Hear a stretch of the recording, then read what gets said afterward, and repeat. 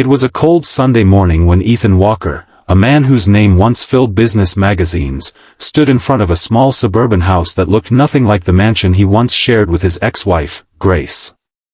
His hands trembled slightly as he held a small bouquet of white lilies, her favorite. 5 years. 5 long years since the divorce. 5 years since the shouting, the silence, and the pain. He had everything now, success, wealth, recognition, yet he'd never felt emptier. When Grace opened the door, Ethan almost didn't recognize her. She looked thinner, her hair tied back in a simple bun. No makeup. No jewelry. Just quiet strength. "Ethan," she said flatly, her tone neutral but guarded. "I know I'm the last person you want to see," he began, his voice softer than she remembered. "But I just needed to talk. Please." Grace hesitated. Then she stepped aside. 5 minutes.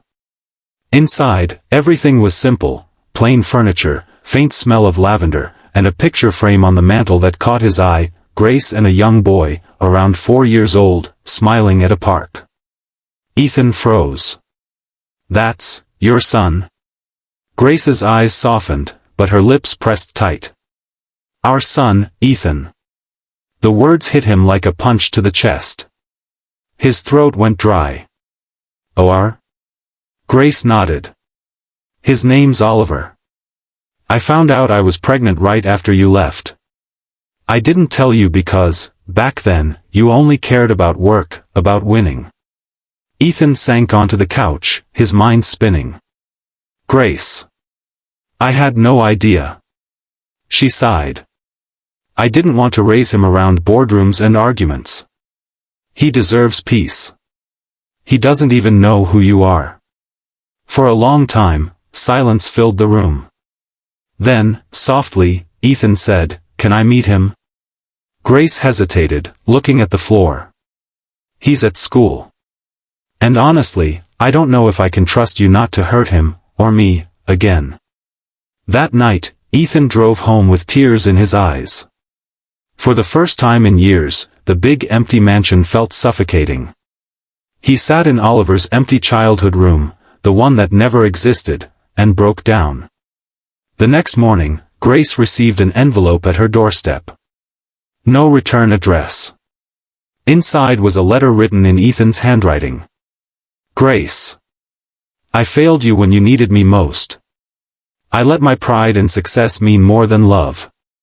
I don't expect forgiveness, but I want to make things right. Enclosed is the deed to the house, and a fund for Oliver's future, for college, for dreams, for whatever he wants. I won't intrude. I just want him to have what I couldn't give, time, care, and freedom. If you ever let me meet him, I'll be grateful. If not, I'll still love him from afar. Ethan." Grace stared at the letter for a long time. She expected arrogance, manipulation, excuses. But this was different. This was humility. Later that week, she took Oliver to the park. And as fate would have it, Ethan was there, not in a suit, not with bodyguards, but in jeans and a plain sweater, feeding ducks by the pond. The next few days after that unexpected meeting at the park felt surreal. Ethan couldn't stop replaying the image of Oliver's bright eyes and curious smile. The boy had Grace's calm energy, gentle, thoughtful, but when he laughed, Ethan saw a reflection of himself, years ago, before money hardened him. Grace, meanwhile, found herself torn. Part of her wanted to protect the little world she'd built, quiet, simple, safe. But another part whispered that maybe Oliver deserved to know his father. That evening, after putting Oliver to bed, Grace found herself rereading Ethan's letter. She noticed something she hadn't before, a small, handwritten note on the back. "P.S.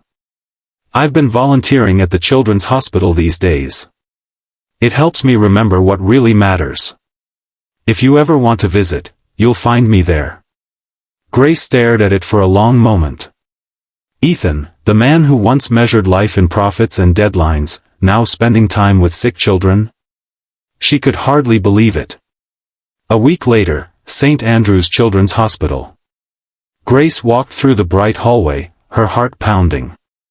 She peeked through a glass window, and there he was.